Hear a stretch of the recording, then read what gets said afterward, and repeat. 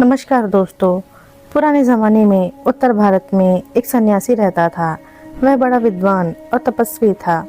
लोग उसकी विद्वता की तारीफ करते और उसकी दिव्य शक्ति से प्रभावित हो जाते थे। उसे कई शिष्य थे। एक बार उस राज्य के राजा ने उस सन्यासी को अपने दरबार में बुलवाया। राजा भी बड़ा विद्वान था। वह सन्यासी की विद्वता की परीक्षा लेना चाहता था।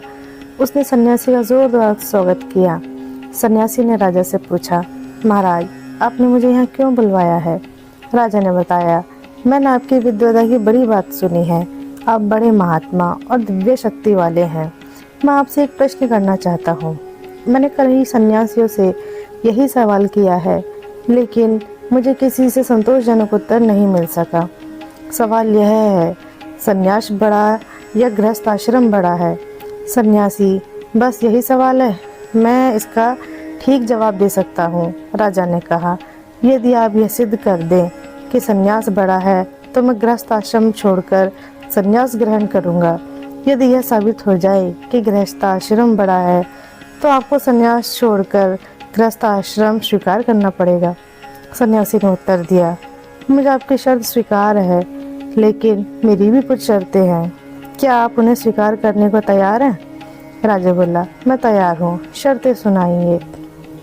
सन्यासी ने कहा, पहली शर्त यह है कि 6 महीने बाद ही मैं इस सवाल का जवाब दूंगा।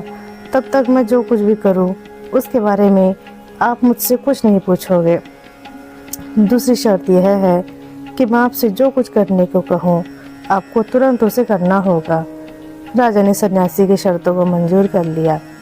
सन्यासी वहाँ रहने लगा। राजा प्रतिदिन सन्यासी के दर्शन करने जाता था। 5 महीने बीत गए। राजा अधीर हो गया। सोचा, अब 1 महीना और है। इसी बीच में यह सन्यासी मेरे सवाल का जवाब कैसे देगा? अभी तक तो कुछ हुआ ही नहीं है।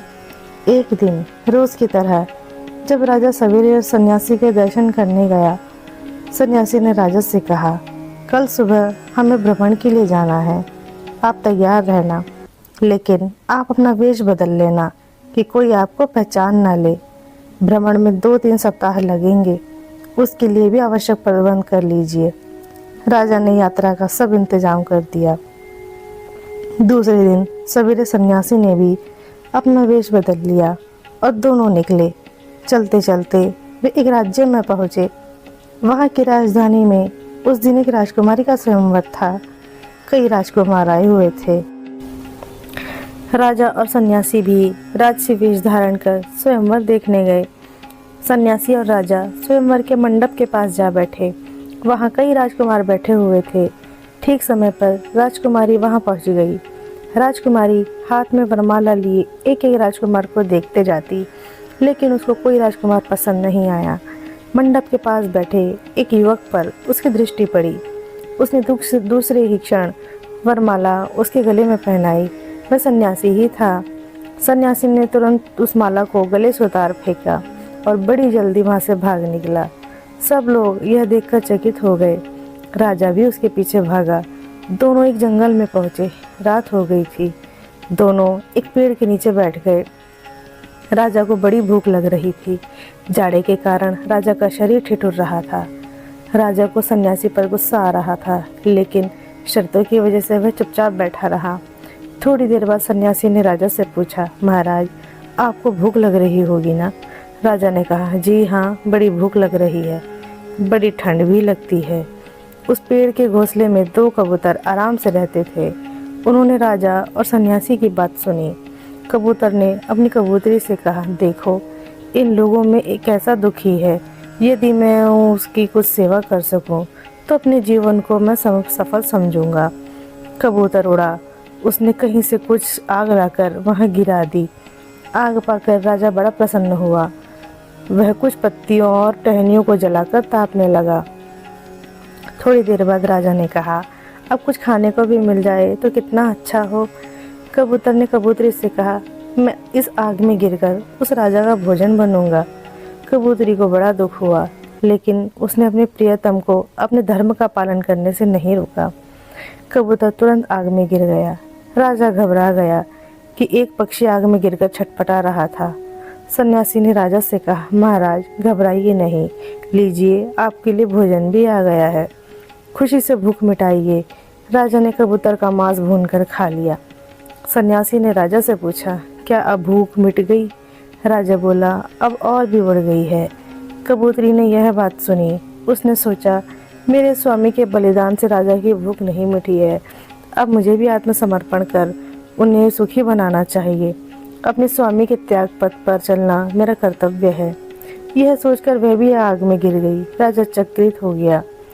सन्यासी, राजन लीजिए, आपके लिए और भी आहार आ गया, खाइए और भूख की ज्वाला शांत कीजिए। राजा ने कबूतरी का मांस भी खाया। उसकी भूख मिट गई। वह उस पेड़ के नीचे आराम से सो गया। दूसरे दिन दोनों राजमहल लौट आए। छठा महीना पूरा होने में एक और दिन रह गया था। सन्यासी ने उस दिन शाम को राजा से कहा, महाराज मैं कल यहाँ से जाना चाहता हूँ, अनुमति दे दीजिए। राजा बोला, मेरे सवाल का जवाब दिए बिना आप कैसे जा सकते हैं?